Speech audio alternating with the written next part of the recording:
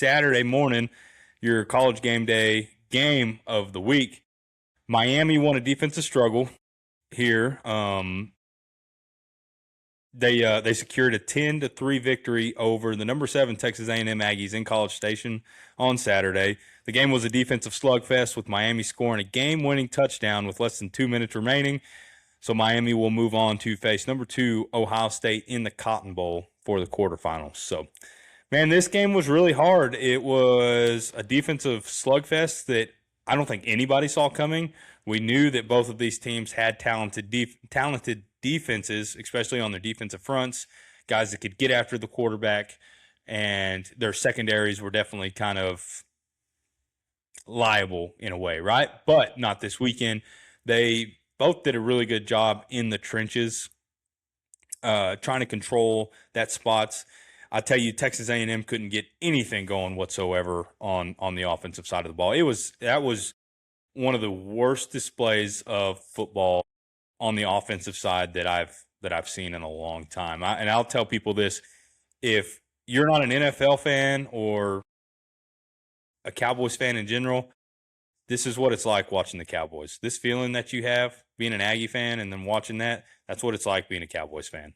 So that's a double whammy for me right there. But, man, it was bad. They moved the ball. You know, Marcel Reed was 25 of 39, 237 yards, no touchdowns, 2 interceptions, 2 very poorly timed interceptions. Obviously, the last one being right at, 22 seconds left at the 5-yard line, 3-yard line, whatever they were at.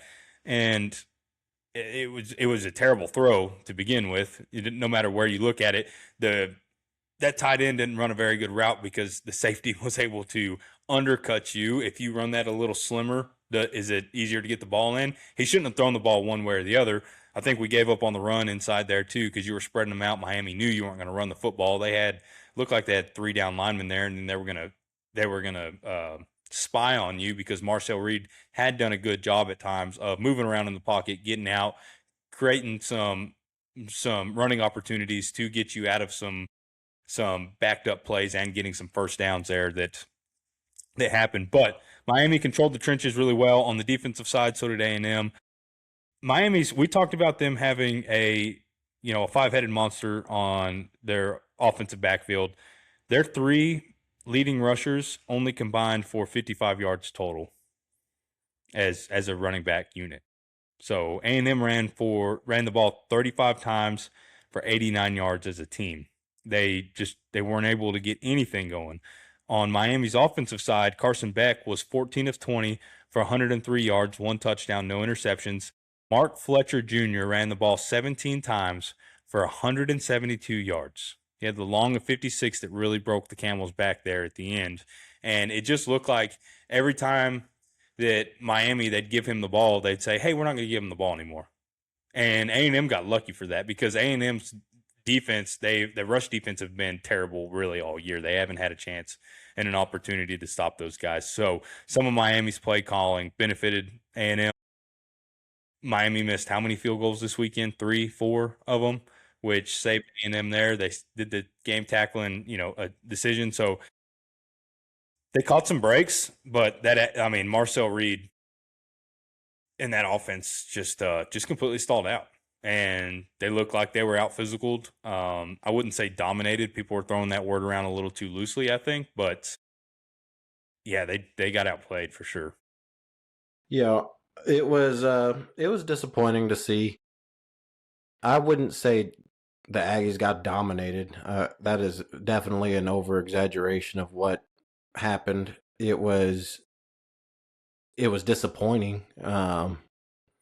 But they just offensively, they couldn't have played worse. And it's not out of character because there were spurts throughout the season where, we've said it multiple times on this podcast where the Aggies never put together a full game of football. And even to the very end, we never saw them play an entire game of offense, defense for all 4 quarters. It just never happened for whatever reason. And we've seen that same offense usually for a half, and then they would pick it up.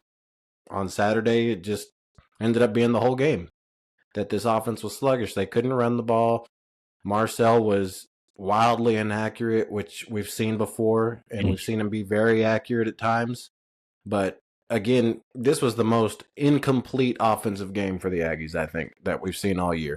Reed, he was off from the beginning of the game, and he never got it going. I mean, he No, just missed throw after throw. and he's one of those guys where if the elements aren't perfect, because he's already not consistently consistent, you throw a little element like the wind being what it was, and it's doomsday for him. Yeah. And you would think in that situation you would really focus in on the run, but I think Miami figured that out. Is that they're going to try to run the ball on us, so they stack the box, and then I think what Miami also did a very good job of is A&M like to hit those crossing routes and let Concepcion and Mario Craver do something with it on a, take a 5-yard slant for 60 yards. They did a very good job of keeping that under control. That never happened. You never got those breakaway plays.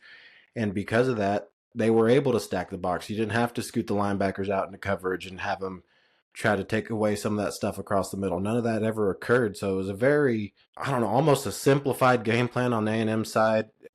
Was not expecting them to be that underprepared. And I don't know if it was because of the wind or because of whatever, but it was sad. It was a sad performance. Man, Marcel Reed missed Concepcion too late right there. He threw that ball short and he was wide open. He could have just walked right into the end zone. Yeah. I didn't mean to cut you off. I'm sorry. No, I mean, it was, I don't know. I mean, you had multiple opportunities to do something with it. Drives that, to your point, would get into enemy territory and then just stall out for whatever reason, and you have to take advantage of those. I mean, they had 3 drives in the red zone and they came up with 3 points. It's pathetic. You can't have it. Not that late in the season. You can't be doing it. And it was just it is what it is at this point. Miami, I think, is a good football team. They are inconsistent though. I think it was a good matchup for them, this Texas A&M team. I don't know that Ohio State's going to be a great matchup for them because that offense seems like it's a little bit more exciting. So I don't know. It was sad to see. I'm not real surprised by it. I'm a little bit surprised by how it looked. Yeah. Yep. No, that was, especially when you get that turnover there late in the fourth quarter, momentum turns to your side, to your side, and you do nothing with it. You just shit. That was the quickest 3 and out. Yeah, it was terrible, but they got a long off season to figure this out, and now us as fans, and then that team has to listen to it all year. You go 11-0. And you lose your last 2 games, especially the one to your arch rival, and then you get into the playoffs and, you poop the bed right there in the first round, and it looks like you don't deserve to be there. Elko said it perfectly. When he got here, it wasn't an elite team, and it's not an elite team now still, and it's glad that, hey, you can look yourself in the mirror and say that. That's great, but, hey, what are you going to do to move that forward, right? You're going to have, whether they transfer with Colin Klein, whether they go to the NFL, like Concepcion, he just announced that he's going to go to the NFL. He declared for the draft probably about 30 minutes ago. So, I mean, you're going to have a lot of offensive and defensive shoes to fill here, right? Cassius Howell leaving, what happens with all these guys? So, A&M had a really good opportunity. And looks like this, hopefully they didn't just squander it, right? Hopefully it's not right. Here you lose a lot of talent and you go into next year and it's, 8-5 again. But I think for people that have been watching these Aggies in the most recent, I'd say the last 10 years, it's disappointing because this is probably the most exciting season that they've had. Mm-hmm. And when you see an opportunity like this and you don't seize it, it seems like it's never going to happen. But if you look at it from a different perspective, and it just hit me just now when you said it's Elko's second season, it's Elko's second season. So Rome wasn't built in a day.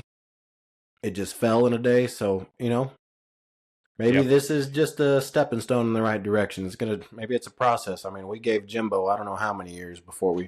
Yeah, it's a process, and you got to trust Elko. There was some bad plays called, and things could have been done differently, but you're going to get new, fresh ideas in there at the offensive coordinator side. You're going to get new ideas there at the defensive coordinator side because your defensive coordinator is taking another job at Kentucky for the same job, which is odd. That kind of makes you scratch your head a little bit there, why somebody's moving laterally to what most would consider is a lesser program. I mean, it's a basketball school, right? But I mean, those are just things there that you got to do. So Miami, I think Miami poses a pretty good threat to Ohio State. I don't think they beat Ohio State, don't get me wrong, but I do think they pose a good threat to them. That defensive line is for real. There's a lot of folks that, and including myself, that were kind of skeptical of it just because of the level of competition that they did play over the season. But they are for real. There's hadn't been a lot of teams who've been able to push around that Texas A&M offensive line like that. They're just big, stout guys. So kudos to Miami. If they do go and they beat Ohio State, great, whatever. I mean, that make Aggie fans feel a little better, just because they didn't lose right here and then they go on and do it. But good to see the U back. They're a big, national program. I will say that Ohio State right now, the spread is 9.5 points for Ohio State right now going into the Cotton Bowl. So the Vegas doesn't think much of that game already. We didn't talk about Bama, Indiana too. Indiana's a 7-point favorite already right now, touchdown favorite for that. So it'd be interesting to see those games. Those are two really big time programs in Miami and Ohio State playing in the Cotton Bowl. And yeah, I don't know. I think Miami poses a little bit bigger threat